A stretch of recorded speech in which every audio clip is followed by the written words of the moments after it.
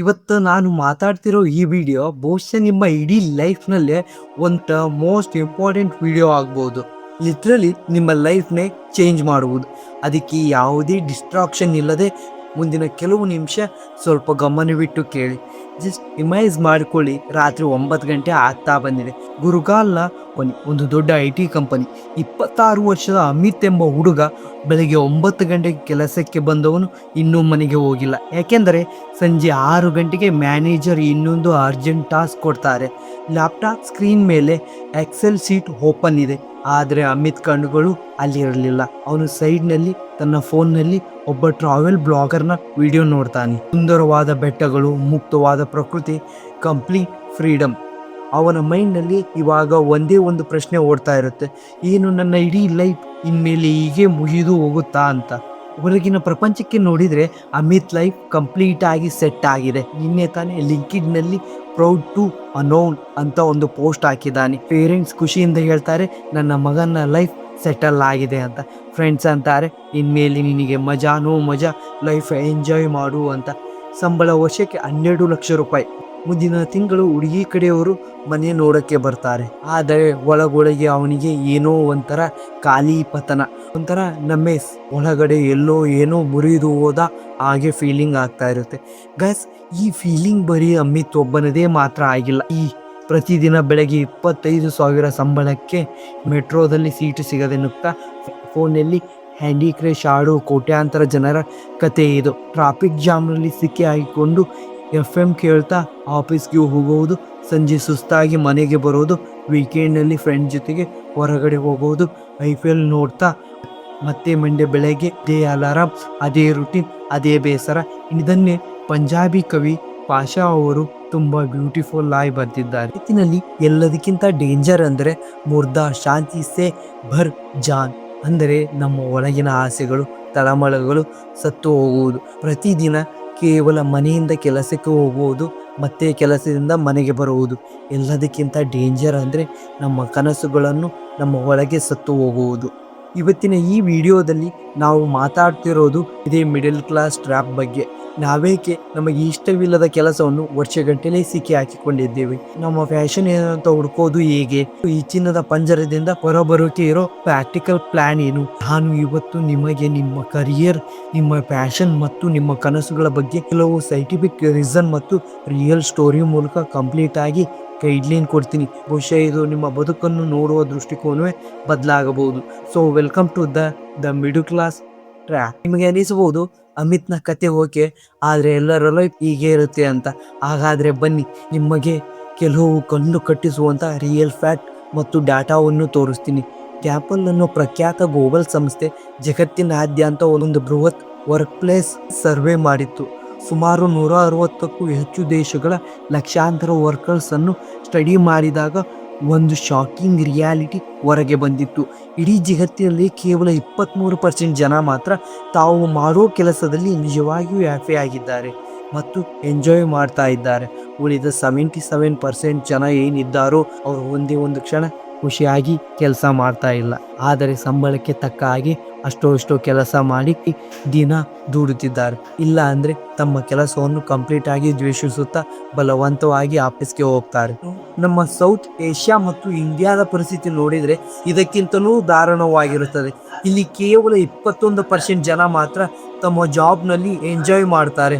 ಇದರ simple meaning ಏನು ಗೊತ್ತಾ? ನಮ್ಮ ಸುತ್ತಮುತ್ತಲೂ ಇರೋ 10 ಜನರಲ್ಲಿ 8ರಿಂದ 9 ಜನ ಪ್ರತಿದಿನ ಬೆಳಗ್ಗೆ ತಮಗೆ ಇಷ್ಟವಿಲ್ಲದ ಕೆಲಸ, ತಮ್ಮ ಮನಸ್ಸಿಗೆ ಒಪ್ಪದ ಒಂದು ಜಾಗಕ್ಕೆ ಕೇವಲ ದುಡ್ಡಿಗಾಗಿ ಬಲವಂತವಾಗಿ ಹೋಗ್ತಾ ಇದ್ದಾರೆ. ಅವರು ದಿನಪೂರ್ತಿ ಕಷ್ಟಪಟ್ಟು ಸುತ್ತಾಗಿ ಸಂಜೆ ಮನೆಗೆ ಬರ್ತಾರೆ, ಕೇವಲ ವೀಕೆಂಡ್ಗಾಗಿ ವೇಟ್ ಮಾಡ್ತಾರೆ. ವೀಕೆಂಡ್ ಮುಗಿದ ತಕ್ಷಣ ಮತ್ತೆ ಮಂಡೇ ರಿಯಾಲಿಟಿಗೆ ಸಿಕ್ಕಿ ಹಾಕಿಕೊಳ್ತಾರೆ. ಈ ಸೈಕಲ್ ವರ್ಷಗಂಟಲೆ, ಕೆಲವೊಮ್ಮೆ ಇಡೀ ಲೈಫ್ ಪೂರ್ತಿ ಹೀಗೇ ರನ್ ಆಗುತ್ತೆ. ಆದರೆ ಇದೇ ಸರ್ವೆ ಇನ್ನೊಂದು ಇಂಟ್ರೆಸ್ಟಿಂಗ್ ವಿಷಯನ್ನು ಹೇಳುತ್ತದೆ. ಆ 23% ಜನ ಯಾರು ತಮಗೆ ಇಷ್ಟ ಇರೋ ಕೆಲಸ ಮಾಡ್ತಾರೋ ಅಥವಾ ಫ್ಯಾಷನ್ ಫಾಲೋ ಮಾಡ್ತಾರೋ ಅವರು ಲೈಫ್ನಲ್ಲಿ ಬೇರೆಯವರಿಗಿಂತ ಹೆಚ್ಚು ಖುಷಿಯಾಗಿರ್ತಾರೆ. ಅಷ್ಟೇ ಅಲ್ಲ, ಅವರ ಪ್ರೊಡಕ್ಟಿವಿಟಿ ಬೇರೆಯವರಿಗಿಂತ 18% ಜಾಸ್ತಿ ಇರುತ್ತೆ ಮತ್ತು ಅವರು ಕೆಲಸ ಮಾಡುವ ಕಂಪನಿಗಳಲ್ಲಿ 23% ಹೆಚ್ಚು ಪ್ರಾಫಿಟ್ ತಂದು ಕೊಡ್ತಾರೆ. ಸೊ ಇಲ್ಲಿ ನಿಜವಾದ ಪ್ರಶ್ನೆ, ನಮ್ಮ ಇಷ್ಟದ ಕೆಲಸ ಅಥವಾ ಫ್ಯಾಷನ್ ಫಾಲೋ ಮಾಡೋದು ಲಕ್ಸುರಿನಾ ಅಂತ ಅಲ್ಲ.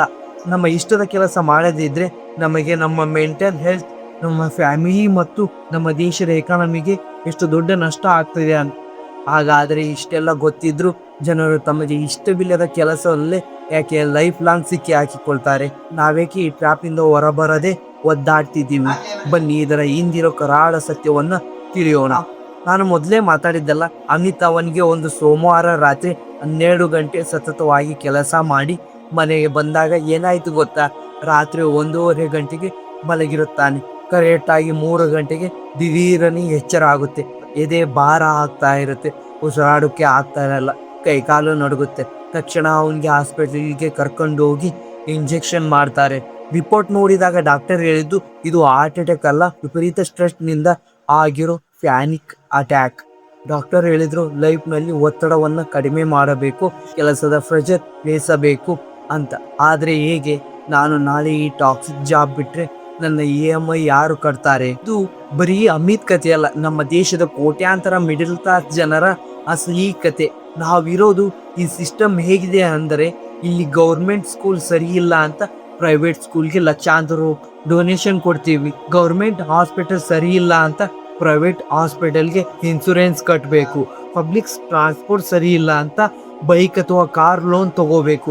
ರೋಡ್ನಲ್ಲಿ ಗುಂಡಿಗಳಿವೆ ಅಂತ ಇನ್ನೂ ದುಬಾರಿ ಗಾಡಿಯನ್ನು ತಗೋಬೇಕು. ವಾಟರ್ ಸೊಲ್ಯೂಷನ್ಗೆ ಪ್ಯೂರಿಫೈ ಮಾಡಬೇಕು, ಸೊಲ್ಯೂಷನ್ಗೆ ಏರ್ ಪ್ಯೂರಿಫೈ. ಲೈಫ್ನ ಪ್ರತಿ ಪ್ರಾಬ್ಲಮ್ ಸೊಲ್ಯೂಷನ್ ಅಂದರೆ ಹೊಸ ಖರ್ಚು. ಆ ಪ್ರತಿ ಹೊಸ ಖರ್ಚಿಗೂ ಸೊಲ್ಯೂಷನ್ ಅಂದರೆ ಅದು ಒಂದು EMI. ಅಮಿತ್ 16 ವರ್ಷ ಇದ್ದಾಗಲೇ ಅವನ ಪೇರೆಂಟ್ಸ್ ಕೋಚಿಂಗ್ ಸೆಂಟರ್ ಪೋಸ್ಟ್ ನೋಡಿ ಡಿಸೈಡ್ ಮಾಡಿದ್ರು, ಮಗ ನೀನು ಇಂಜಿನಿಯರಿಂಗ್ ಆಗಬೇಕು ಅಂತ ಕೋಟಾಗೆ ಕಳಿಸಿದ್ರು.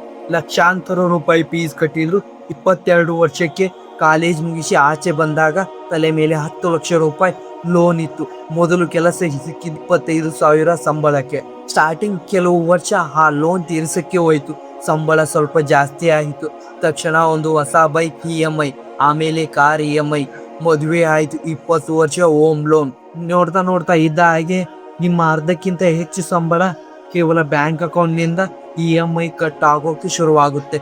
ಯಾವಾಗ ನಿಮ್ಮ ಲೈಫ್ ಈ EMI ಸರ್ಕಲ್ ಮೇಲೆ ನಿಂತಿರುತ್ತೋ ಆವಾಗ ಆಫೀಸ್ ಮ್ಯಾನೇಜರ್ ಎಷ್ಟೇ ಟಾಕ್ಸಿಕ್ ಆದರೂ, ಕೆಲಸ ಎಷ್ಟೇ ನರಕ ಅನಿಸಿದ್ರು ಆ ಕೆಲಸವನ್ನು ಬಿಡೋದು ಇಂಪಾಸಿಬಲ್ ಆಗಿಬಿಡುತ್ತೆ. ಇದನ್ನೇ ಕರೆಯೋದು ಸೋನೆ ಕಾ ಪಿಂಜರ ಅಥವಾ ದ ಗೋಲ್ಡ್ ಕಾಗೆ ಅಂತ. ಪಂಜರ ಚಿನ್ನದೇ ಆಗಿರಬಹುದು, ಕೊನೆಗೂ ಅದು ಪಂಜರವೇ ಅಲ್ವಾ? ಮತ್ತೆ ಈ ಪಂಜರವನ್ನು ಇನ್ನೂ ಸ್ಟ್ರಾಂಗ್ ಮಾಡೋಕೆ ನಮ್ಮ ಸುತ್ತಮುತ್ತಲಿನ ಹಜಲ್ ಕಲರ್ ಶುರು ಮಾಡ್ತಾರೆ. ಟಾಕ್ಸಿಕ್ ಆಗಿರೋ ಕೆಲಸ ಮಾಡೋದೇ ಒಂದು ದೊಡ್ಡ ಸಾಧನೆ ತರ ರಿಬ್ರ್ಯಾಂಡ್ ಮಾಡ್ತಾರೆ. ರಾತ್ರಿ 11 ಗಂಟೆವರೆಗೂ ಆಫೀಸ್ನಲ್ಲಿ ಕೂತ್ಕೊಂಡಿದ್ರೆ ಅದನ್ನ ಡೆಡಿಕೇಶನ್ ಅಂತಾರೆ. ವೀಕೆಂಡ್ನಲ್ಲಿ ಕೆಲಸ ಮಾಡುವುದನ್ನೇ ಗ್ರೋ ಮೈಂಡ್ ಸೆಟ್ ಅಂತಾರೆ. ನಮ್ಮ ದೇಶದ ಯುವಕರು ವಾರಕ್ಕೆ 70 ಗಂಟೆಗಳ ಕಾಲ ಕೆಲಸ ಮಾಡ್ತಾರೆ. ವೀಕೆಂಡ್ ಅನ್ನೋದು ರೆಸ್ಟ್ ಆಫ್ ದ ಕಾನ್ಸೆಪ್ಟ್ ಅಂತ ದೊಡ್ಡ ದೊಡ್ಡ ಸೆಲೆಬ್ರಿಟಿಗಳು ಬಂದು ಸ್ಟೇಟ್ಮೆಂಟ್ ಕೊಡ್ತಾರೆ. Promo fair of the missing out ನಮಗೆ ಇನ್ನೊಂದು ಕಡೆಯಿಂದ ಕಾಡುತ್ತೆ. ಅವನು ಫಾರಿನ್ ಟ್ರಿಪ್ ಹೋದ, ಅವನು ನನಗಿಂತ ದೊಡ್ಡ ಕಾರ್ ತಗೊಂಡ, ನಾನು ಹಿಂದೆ ಬಿದ್ದಿದ್ದೇನಾ ಅಂತ ಅನ್ನೋ ಭಯದಲ್ಲಿಯೇ ನಾವು ಇನ್ನೂ ಹೆಚ್ಚು ದುಡಿಯೋಕೆ, ಇನ್ನೂ ಹೆಚ್ಚು EMI ಮಾಡ್ಕೊಳ್ಳೋಕೆ ಸಿಸ್ಟಮ್ ಒಳಗಿಂದಲೇ ನುಗ್ತಾ ಇದ್ದೀವಿ. ಈ ಸಿಸ್ಟಮ್ ನಮಗೆ ಖುಷಿಯನ್ನು ಅಷ್ಟೇ ಅಲ್ಲ, ಲಿಟ್ರಲಿ ನಮ್ಮ ಲೈಫನ್ನೇ ಕಿತ್ಕೊಂಡಿದೆ. ಹಾಗಾದ್ರೆ ಈ ವ್ಯವಸ್ಥೆಯಿಂದ ಹೊರಗೆ ಬರುವುದು ಹೇಗೆ? ನಮಗಂತ ಒಂದು ಫ್ಯಾಷನ್ ಇದೆ ಅಲ್ವಾ, ಅದರ ಬಗ್ಗೆ ಮಾತಾಡೋಣ. ತುಂಬಾ ಜನ ನನ್ನ ಹತ್ತಿರ ಬಂದು ಕೇಳ್ತಾರೆ, 95 ಜೈಲಿನಿಂದ ಆಚೆ ಬರೋಕೆ ಇಷ್ಟ ಇದೆ, ಆದರೆ ನನಗೆ ಅಸಲಿ ಫ್ಯಾಷನ್ ಏನು ಅಂತ ನನಗೆ ಗೊತ್ತಿಲ್ಲ. ಒಂದು ವೇಳೆ ನಿಮಗೂ ಈ ಫ್ಯಾಷನ್ ಏನು ಅಂತ ಗೊತ್ತಿಲ್ಲ ಅಂದರೆ ಇದರಲ್ಲಿ ನಿಮ್ಮ ತಪ್ಪೇನೂ ಇಲ್ಲ, ನಮ್ಮ ತಪ್ಪು ಇಲ್ಲವೇ ಇಲ್ಲ. ಏಕೆಂದರೆ ನಮ್ಮ ಎಜುಕೇಶನ್ ಸಿಸ್ಟಮ್ ನಮಗೆ ಹೊಸ ವಿಷಯವನ್ನು ಎಕ್ಸ್ಪ್ಲೋರ್ ಮಾಡೋಕೆ ಚಾನ್ಸೇ ಕೊಡಲ್ಲ.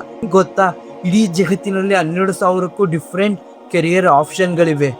ಆದರೆ ಇಂಡಿಯಾದಲ್ಲಿ ಅವರೇಜ್ ಸ್ಟೂಡೆಂಟ್ಗೆ ಕೇವಲ 10ರಿಂದ 15 ಆಪ್ಷನ್ ಮಾತ್ರ ಗೊತ್ತು. Engineering, doctor, lawyer, CA, government job, cricket ಅಥವಾ ಯೂಟ್ಯೂಬರ್. ಇಷ್ಟಕ್ಕೆ ನಮ್ಮ ಇಡೀ ಪ್ರಪಂಚ ಮುಗಿದು ಹೋಗುತ್ತೆ.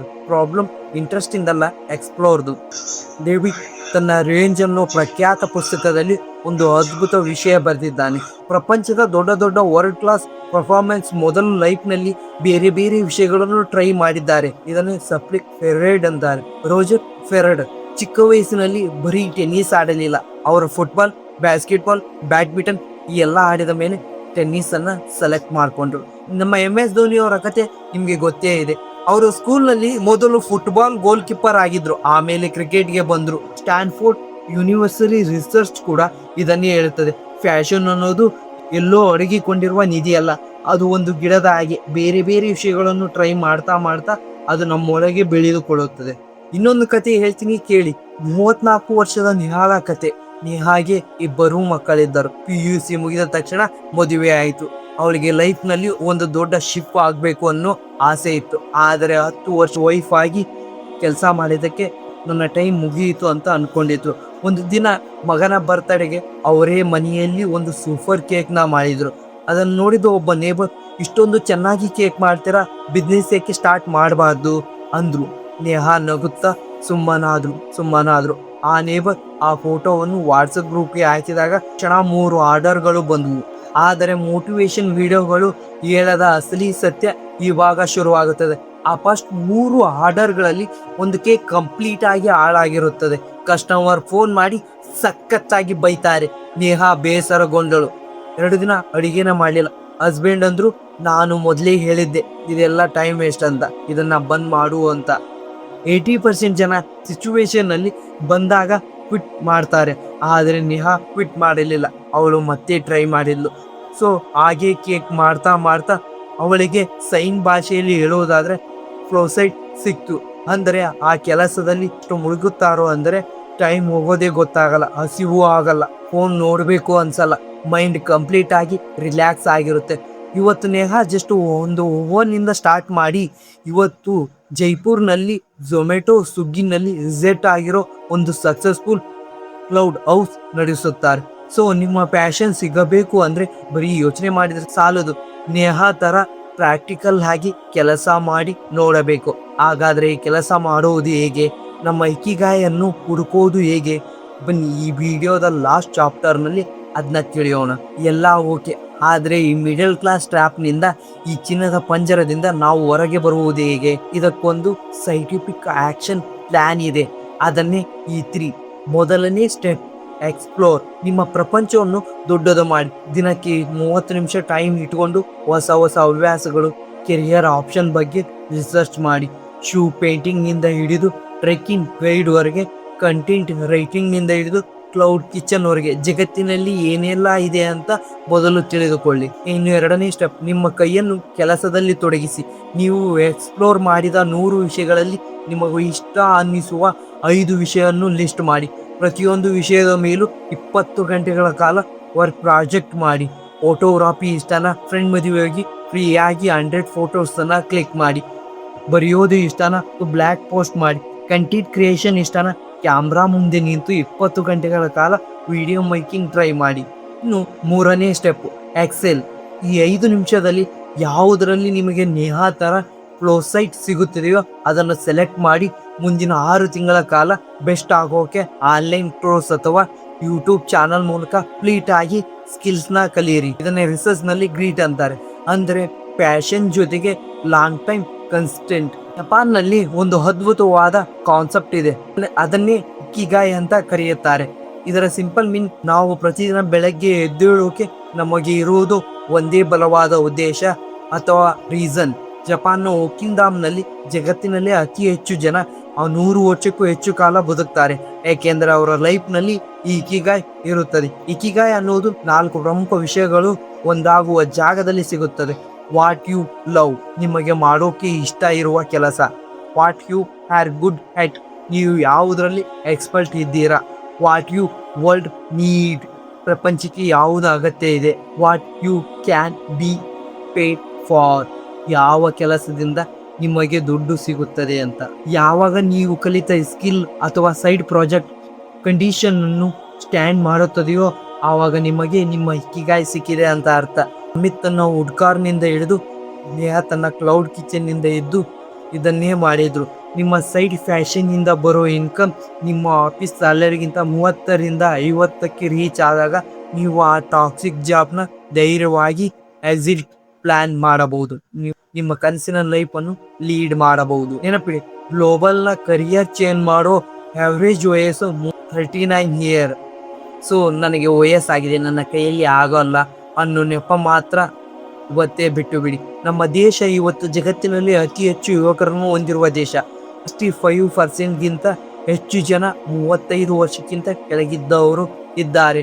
ನಾವೆಲ್ಲರೂ ಬರೀ ಅದೇ 10 ರಿಂದ 15 ಸೇಫ್ ಕರಿಯರ್ ಹಿಂದೆ ಬಿದ್ದು ಇಷ್ಟ ಇಲ್ಲದ ಕೆಲಸದಲ್ಲಿ ನಮ್ಮ ಲೈಫನ್ನು ವೇಸ್ಟ್ ಮಾಡ್ತಾ ಇದ್ದೀವಿ. ಈ ದೇಶ ಏನನ್ನು ಹೊಸದಾಗಿ ಇನ್ವೆಸ್ಟ್ ಮಾಡೋಕೆ ಸಾಧ್ಯ. ನೀವು ನಿಮ್ಮ ಪ್ಯಾಷನ್ ಫಾಲೋ ಮಾಡೋದ್ರಿಂದ ನಿಮ್ಮ ಲೈಫ್ ಅಷ್ಟೇ ಚೇಂಜ್ ಆಗಲ್ಲ, ಈ ದೇಶದ ಫ್ಯೂಚರ್ ಕೂಡ ಚೇಂಜ್ ಆಗುತ್ತೆ. ಸೊ ಇವತ್ತಿನಿಂದ ನೀವು ಒಂದು ಡೈಲಿ ತೆಗೆದುಕೊಳ್ಳಿ, ನಿಮ್ಮ ಇಷ್ಟವಿರೋ ವಿಷಯವನ್ನು ಬರೀ ನಾಳೆಯಿಂದ ದಿನಕ್ಕೆ 45 ನಿಮಿಷಗಳ ಕಾಲ ನಿಮ್ಮ ಪ್ಯಾಷನ್ಗಾಗಿ ಕೆಲಸ ಮಾಡಿ. ಸ್ಮಾರ್ಟ್ ಆಗಿ ಬ್ರೇಕ್ ದಿಸ್ ಟ್ರ್ಯಾಪ್. ವಿಡಿಯೋ ಇಷ್ಟ ಆದರೆ ದಯವಿಟ್ಟು ಲೈಕ್ ಮಾಡಿ, ನಿಮ್ಮ ಫ್ರೆಂಡ್ ಜೊತೆಗೆ ಶೇರ್ ಮಾಡಿ ಮತ್ತು ಚಾನಲ್ನ ಸಬ್ಸ್ಕ್ರೈಬ್ ಮಾಡೋದನ್ನ ಮಾತ್ರ ಮರಿಬೇಡಿ. ಈಗ ಮತ್ತೆ ಸಿಗೋಣ. ಓಕೆ ಫ್ರೆಂಡ್ಸ್, ಬಾಯ್.